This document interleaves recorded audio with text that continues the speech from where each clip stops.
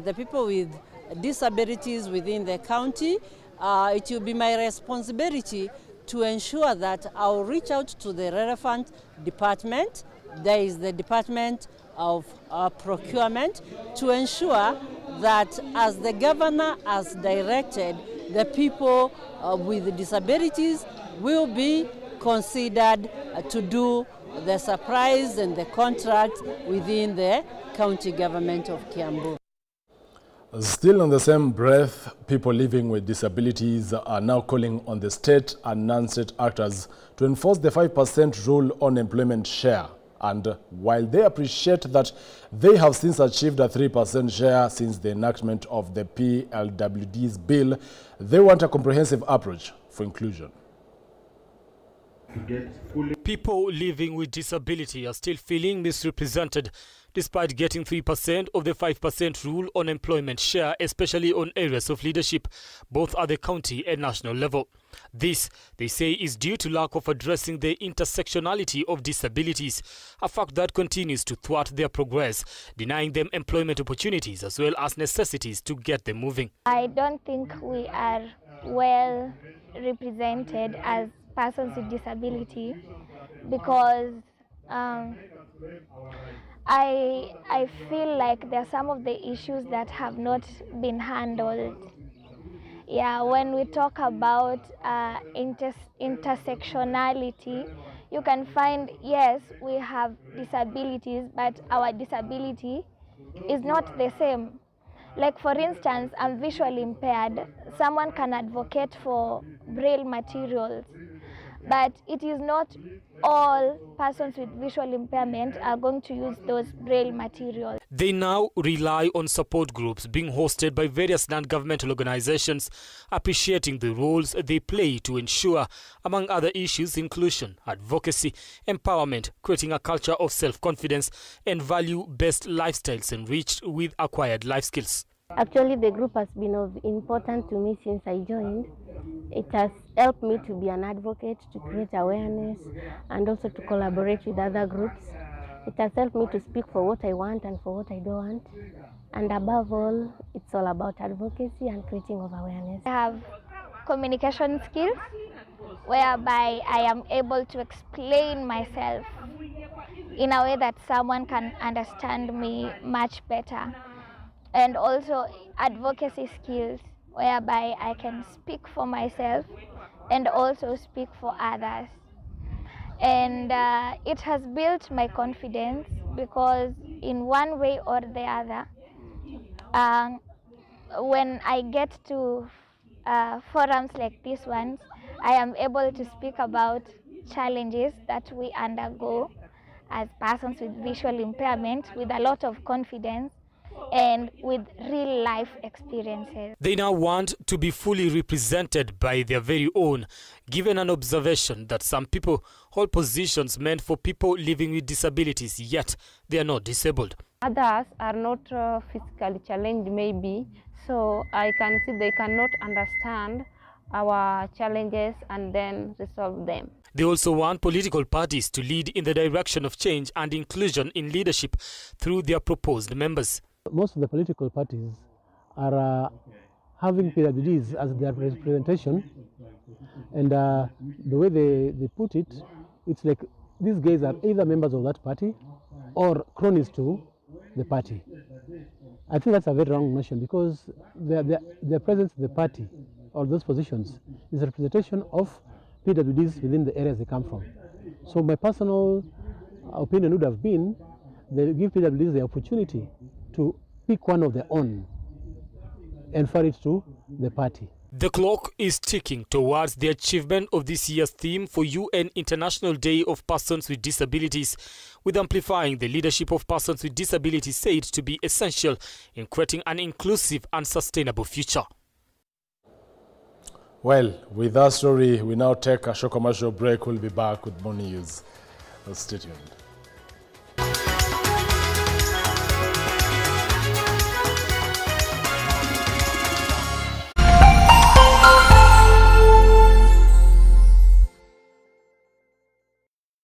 Are you a church and seeking to reach an even bigger congregation?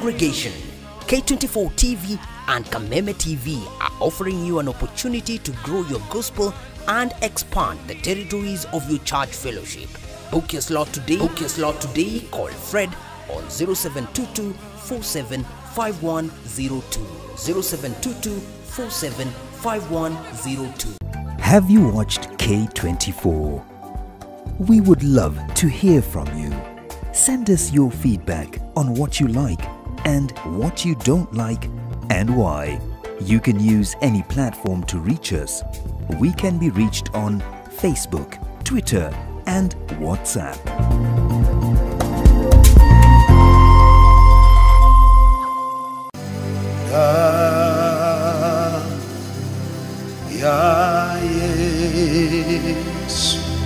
Baada ya kutumia damu ya Yesu na mwili wa Yesu Kristo, shine, shine, shine. You shine and you shine, and just in the name of Jesus.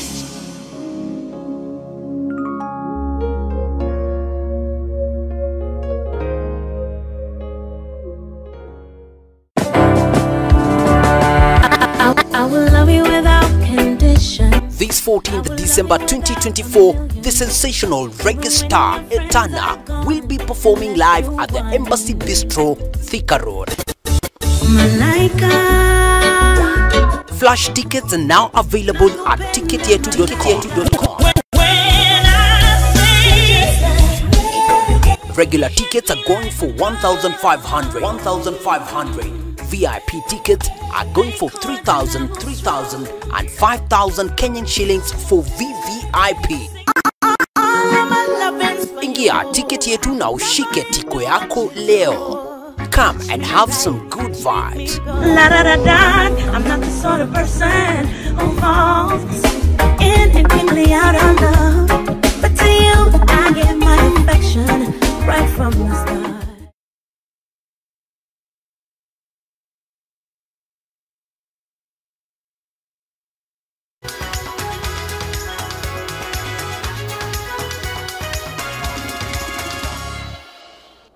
Welcome back. I'm glad you're still watching K24's Newscut. My name is Joel Chacha. Our sign language interpreter is Walter Asew. Moving on, residents in Bobasi constituency, Kisii County, have expressed disappointment over delays in fixing the collapsed Nyamache bridge located in Nyamache town, even as the funds to fix it were allegedly allocated. Area legislator Innocent Obire is under fire, with the residents blaming him for failed promises after inspected the bridge and pledged to get it repaired.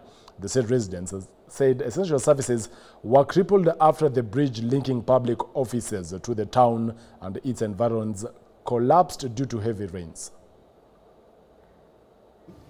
The bridge imeshikilia bus Central, bus Masige and Pogetauri. Na tuko na hospitali kubwa hapa sana. Hatujakuja hapa kumchokoza ama kuongea vibaya kuhusu venye anafanya, lakini now that the bridge imekuwa allocated pesa, mbona asitengeneze? Mbona anataka tumpembeleze? Tumempatia next week on Thursday. Next week? On Thursday. Kama huwezi tusaidia hii daraja, this time hatutakujali. Tafadhali. Tunakuomba. Tumehangaika hapa kwa miaka mitatu sasa, hatupati services kwa sababu ya hii daraja. Tunakuomba serikali kuu iliweka pesa, tukaambiwa baada ya mwezi mmoja itaanza kutengenezwa, lakini hadi saa hii bado hatujaona kitu yoyote. Meanwhile, Lands and Housing Cabinet Secretary Alice Wahome has called on the Institution of Engineers of Kenya (IK) to uphold the highest levels of integrity and avoid taking shortcuts in their work so as to avoid numerous cases of collapsing buildings, bridges, and other forms of infrastructure failures. On his part, IK President Engineer Shama Kitme took an issue with the county governments, accusing them of overlooking the role of engineers in the implementation of various projects that most of the time end up collapsing and tarnishing their name. Compliance and regulation, we must agree that where the country fails in terms of poor infrastructure, we have a big part to play. And we must take responsibility where things have not gone well. Shortcuts, shoddy work, quick fixing, poor materials, collapsing buildings. Sometimes we even allow our names, and I said it last time, to be used on the signage. And you are actually not supervising. You are not the resident engineer. Maybe you have just allowed your name on some arrangement. Never take those shortcuts. I receive a lot of calls from my members. They have the job to do. They are overworked. They are underpaid. The counties don't have staff. Some of the counties are running departments that are supposed to be run by engineers, and there are no engineers employed there. We are imploring county governors, please create engineers, chief engineers office in the counties. And so, fellow members, I want to assure you that today IEK stands strong, tall and serving you and our members. It is for this reason that today we will be launching Engineers Channel. This channel will showcase engineers' work. We will start telling our stories. Uriri Member of Parliament Mark Nyamita says that the Nyanza region will continue to rally behind President William Ruto while calling out the Mount Kenya region for what he termed as hypocrisy in their criticism of the government. Nyamita said there are a section of regional leaders led by the clergy criticized President Ruto sharply when he met with ODM leader Raila Odinga to form a broad-based government, but are mum when the head of state and the former President Uhuru Kenyatta met.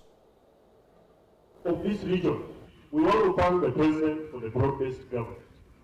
We will no longer be complaining but be offering solutions. Where there are challenges, we will tell you, and where we can propose solutions, we will do so. This region has been marginalized for a very long time. Na wale wandugu zetu kutoka kule kwingine, msijaribu kutupima na kichwa na rula nyinyi wote. Haiwezi kuwa wakati Ruto amepata kazi, nyinyi mnashinda must go. Wakati alikutana na baba, mnapiga nduru. Juzi ameenda amesalamia Uhuru, mmenyamaza. Tunawapima, raundi hii tuko na nyinyi. Raundi hii tuko na nyinyi. Sisi tunasema hii serikali, tunaisupport, we will offer it our unconditional support, ndio watuletee maendeleo. Wengine wenu mko na stima mpaka 80%. Sisi tuko na 30%. We are not the same.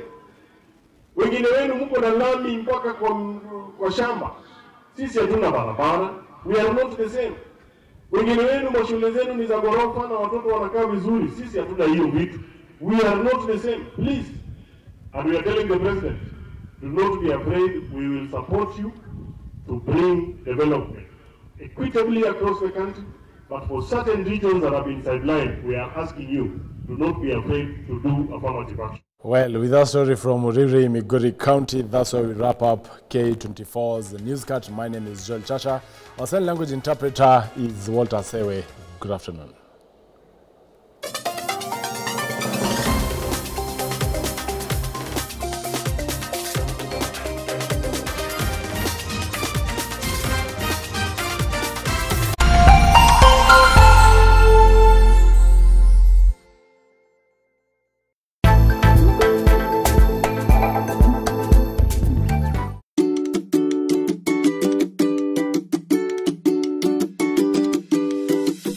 Saturday morning won't be the same again. Launch sequence activated. Have a nice trip.